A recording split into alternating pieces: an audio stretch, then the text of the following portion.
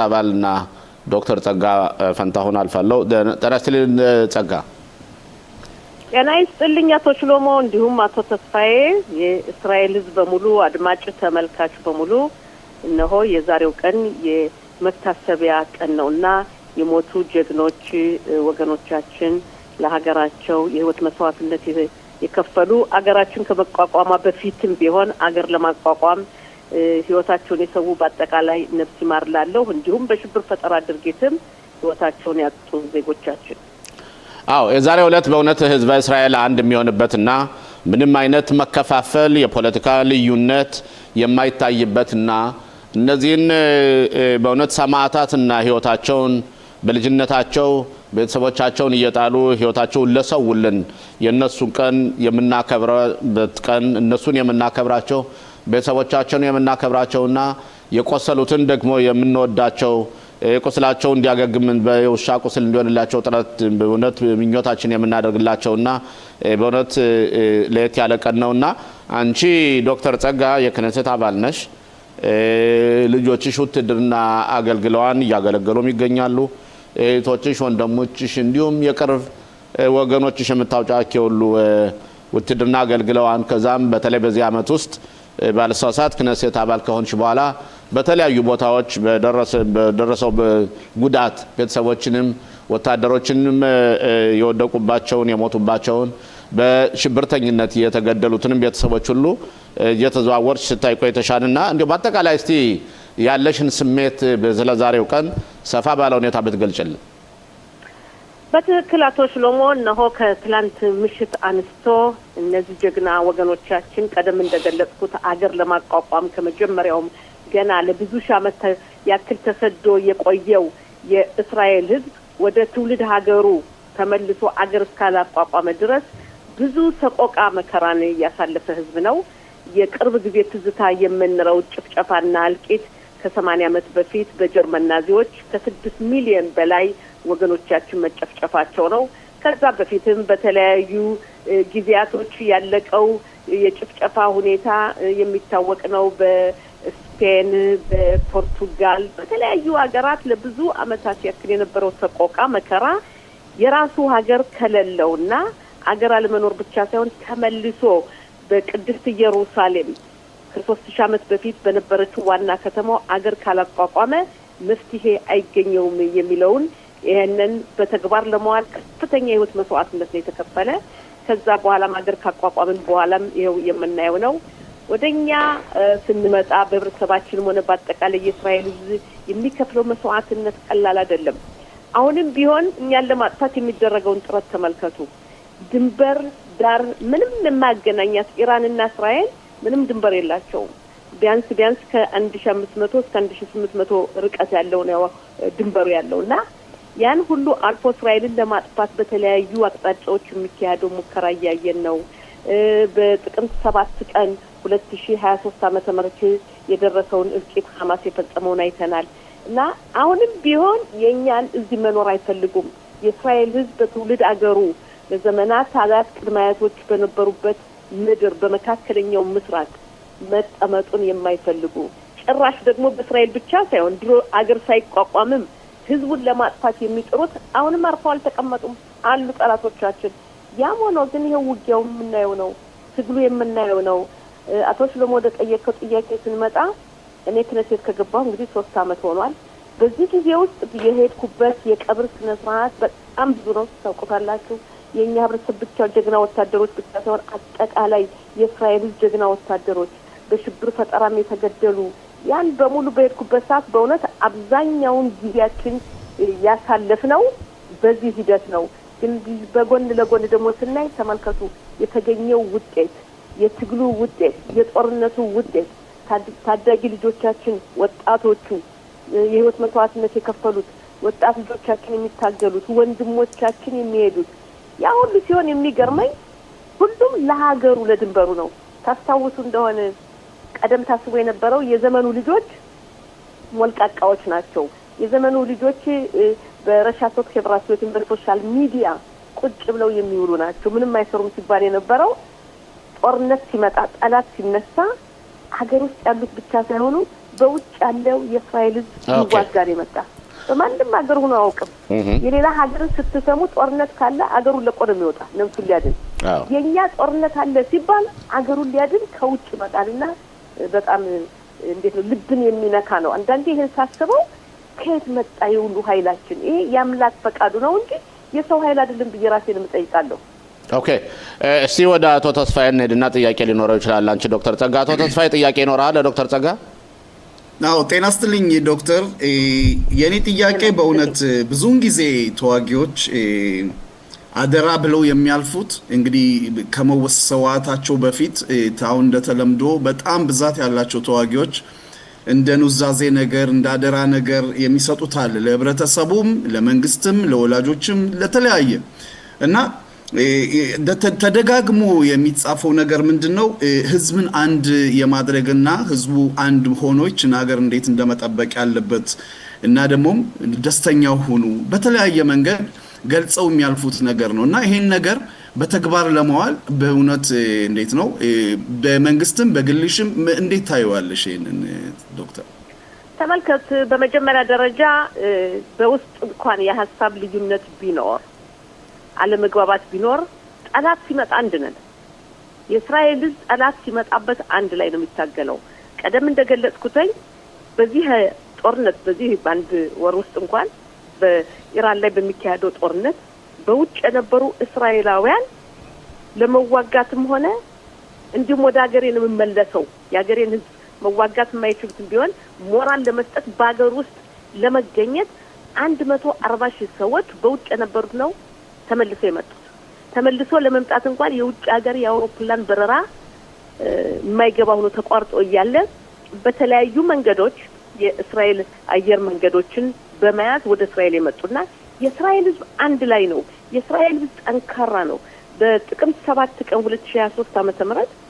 ሐማስ በደቡብ ክፍል የሽብር ፈጠራ ድርጊት በፈጸመበት ሰዓት ወጣቶች በውጭ የነበሩት መጥተው ነው የተዋጉት አንዳንዶቹ የሚገርመው እስራኤላዊ ያልሆኑ በውጭ የሚኖሩ ይሁዲዎች ወጣቶች ለመዋጋት መጥተው ሁሉ የሞቱአሉና የእስራኤል ህዝብ ጊዜም ቢሆን አንድ ነው ዶክተር ጸጋ ልመልስሽና ወደ ዛሬው ቀን በተለይ ይህ ቀን ልጆቻቸውን ያጡ ቤተሰቦች ብዙ ጊዜ ደግሞ የሚሞቱት ወታደር ልጆቻችን በ18 ዓመታቸው ውትድርና እየሄዱ ልጅ ሳይወልዱ ዘር ሳይፈጥሩ የሚሞቱም አሉ እንደዚሁም ደግሞ በሚልዊም ሄደው ሚስቶቻቸውን ጥለው ልጆቻቸውን የወለዱትን ጥለው የሞቱ አሉ ብዙ የቆሰሉ አሉ ከወንበር ላይ ቁጭ ብለው የሚኖሩ ህይወታቸው በሙሉ ተቀየረ እና ይሄን በተመለከተ እነዚህን እኛ ማህበረሰቡ አገሪቱ የሚያደርጉላቸው እንክብካቤዎች ከሞላ ጎደል ማለት ነው በቂ ነው ወይ ማለት እንችላለን ወይስ ገና ያልተሰራባቸው ስራዎች አሉ ምን ታስቢያለሽ በመጀመሪያ ደረጃ ተመልከቱ የሰውን ህይወት የሚመልስ አንድም ነገር የለም ፈለገ ገንዘብ ቢሰጥ እርዳታ ቢሰጥ የሰውን ህይወት የሚመልስ የለም እና እነዚህ ወጣት ልጆች በተለይ ቀደምያቶች ደግሞ እንዳልከው በእድሜያቸው ወጣት የሆኑ ልጆች ነው በእስራኤል ብሔራዊ ውትድርና የሚሄዱት ከዛም አልፎ በተጣባቂ የሚያገለግሉት ወጣቶች ናቸው ቤተሰብ ቢኖራቸውም ልጆች ህፃናት ተው ነው የሚሄዱት እነዛን ህፃናት ልጆቻቸውን ሳያሳድጉ ነው የሚሞቱት እንደዚሁም ደግሞ በጦርነት የቆሰሉ ሰዎች እንግዲህ እስከ ህይወታቸው ፍጻሜ የአካል ጉዳት የሚደርስባቸው ቀላል አይደለም ወላጆችም ቢሆን ወላጅ ተቀምጦ ልጅን መቅበር ቀላል አይደለም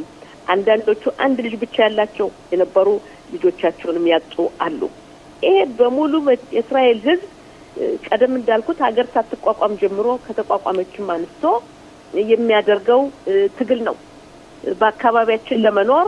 ሌላ አማራጭ የለንም እኛ ራሳችን ካልጠበቅንና ይሄ ከፍተኛ የሆነውን ጉዳት እናያለን ነገር ግን በመንግስት በኩል በአገሪቱ በኩል በተቻለ መጠን ለነዚህ ሰዎች ህይወታቸውን ለሰው ቤተሰቦችም እንዲሁም ደግሞ ለቆሰሉና የአካል ጉዳት ለደረሰባቸው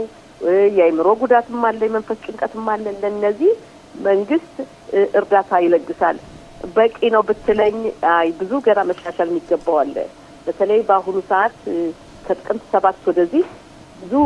ጉዳት የደረሰባቸው ብዙ ናቸው። ጦርነቱም በእስራኤል ታሪኩን ማወቅ ረጅም ጊዜ ነው የፈጀው ጦርነትና ይሄ በሙሉ የበለጠ እንድናስብ እንደገና ያለውን ሁኔታ እንድንቀይር ያደርጋል። በጀት መጨመሩ ብቻ አይደለም፣ ሌሎችንም ሁኔታዎች እንቅስቃሴ ካሁን በፊት ለምሳሌ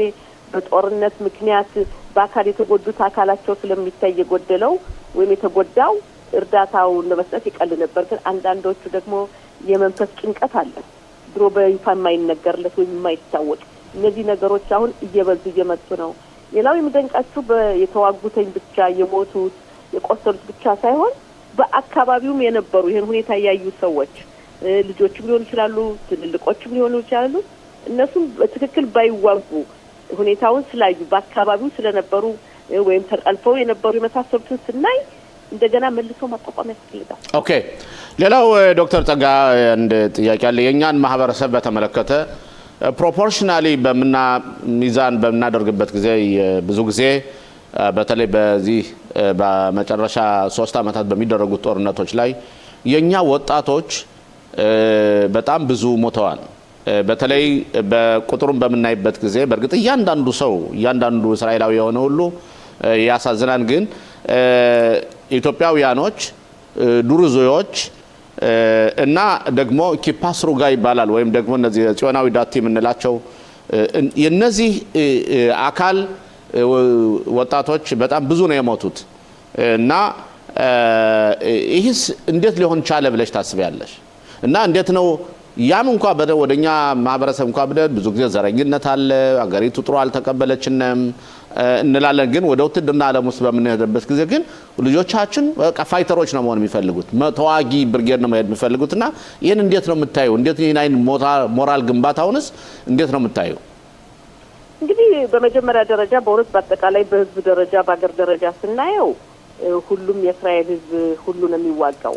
በቡድን ወይም በማህበረሰብ ቀደም እንዳልከው የድሩዞችን ወይም ኪፓስሩጋ የምንላቸው ጽኑ ሰደፍችን ስንወስድ የኛዎችን ስንወስድ ያለው በአሁኑ ሰዓት የሚታየው ምንድነው የሚባሉ የሞራሉ ሁኔታ የፍላጎቱ ሁኔታ ጎልቶ ይታያል። ወደ ኋላ ደግሞ ታሪክን ቀመለስ ብለን ስናይ ደግሞ የኪቡጽ ልጆች ኪቡጽ የተወለዱ አገሪቱን ወላጆቻቸው አያቶቻቸው ያቋቋሙት ደግሞ ለምሳሌ ባለፈው በሁለተኛ የሊባኖስ ጦርነት የሄድን እንዲሁ ቀደም በነበረው በመጀመሪያ የሊባኖስ ጦርነት የነሱ ቁጥር ደግሞ በእንዲህ አይነት ከፍተኛ የጦር ክፍል በተዋጊነት በመዋጋትና ህይወታቸው የጠፉት ቁጥራቸው በጣም ከፍተኛ ነው እና እንዴት ነው እንደማየው ከጊዜ ጊዜ ያንዳንዱ ቡድን የሚወስደው የራሱ ፍላጎቱ ሞራሉ ነው ብዬ ነው የምገምተው እና በእኛ ህብረተሰብ በእርግጥ ከፍተኛ ነው የመመልመሉ የማገልገሉ ሁኔታ ከፍተኛ ነው። የኛ ህብረተሰብ ወንዶች ብቻ አይደሉም፣ ሴቶችም ያገለግላሉ። ሴትም የሞተች አለችን አንዲት ሽማራ ግቡ ልታገለግል የነበረች ካርሜል ሻይ የምትባል ልጅ እና ይሄም አለና እያንዳንዱ ህብረተሰብ ስታየው በየጊዜው ለምሳሌ ጥንት እንዳልኩ የኪቡጽ ልጆች በብዛት ነው ያለቁ። በጣም የኪቡጽን ስንወስድ ከቁጥራቸው ጋር በኪቡጽ የነበሩና የሞቱተኝ በጣም ከፍተኛ ነው። በኋላ ደግሞ አይተት ከሆነ የቀድሞ ሶቪየት ህብረት የመጡ የራሻ የነሱም አዲስ ገቢዎችም ቁጥራቸው ብዙ ነበረ። ኦኬ እና የኛ ህብረተሰብ ወይም የጦርነት በፊት የድሩዝን ስትወስደው በእውነት በአሁኑ ሰዓት ጎልተው የሚታዩ ጀግና ታጣቂዎች ናቸው። ሁሉም ማገልገል የሚፈልገው በብሔራዊ ውትድርና ነው። ያም ብሔራዊ ውትድርና ብቻ ሳይሆን በተዋጊነት ነውና ትክክል ነው። ይሄ የሂደቱ ሁኔታ አንደኛው የጊዜውም ሂደት ነው ብዬ እጠብቃለሁ። ሁለተኛ የውስጥህ ያስተዳደግህም የሞራሉ ሁኔታ አለ። ኦኬ ዶክተር ጸጋ የክነስት አባል በእውነት ላደረግሽልን ቆይታ በጣም እያመሰገንኩ በእውነት ሁላችንም ቢሆን በዚህን ቀን ይሄ ነው ሳንል አንድነታችን እነዚህን ሰማዕታት የምናስታውስበትና ወታደሮቻችንና እንዲሁም ደግሞ በሽብርተኞች የተገደሉትን ዜጎቻችን በመኖር እየፈለጉ ከቤታቸውም እንኳን የተጨፈጨፉትን በ7 ቀን 10ኛ ወር 23 ዓመተ ምህረት እነሱን ሁሉ እናስታውሳለን እና በጣም አመሰግናለሁ ዶክተር ጸጋ። ምናልባት ማጠቃለያ በዚህ ጉዳይና በነገው ቀንም ያው የነጻነት ቀናችን ማታወጀን እንደታወጀ ሁሉ እናከብራለን። የምትይው ነገር ካለ መጨረሻ? አዎ ለማጠቃለያ የምለው በመጀመሪያ ደረጃ መዘንጋት የሌለብን እስራኤልን ለማቋቋም የተከፈለው የህይወት መስዋዕትነት ቀላል አይደለም። አሁንም እየተከፈለ ነው። አሁንም ቢሆን በትግል ነው ያለነው። የኛን መኖር የማይፈልጉ አሉ። በመካከለኛው ምስራቅ በእስራኤል ምድር ብቻ ሳይሆን በመላው ዓለም የሚገኘው የይሁዲ ህዝብ ለማጥፋት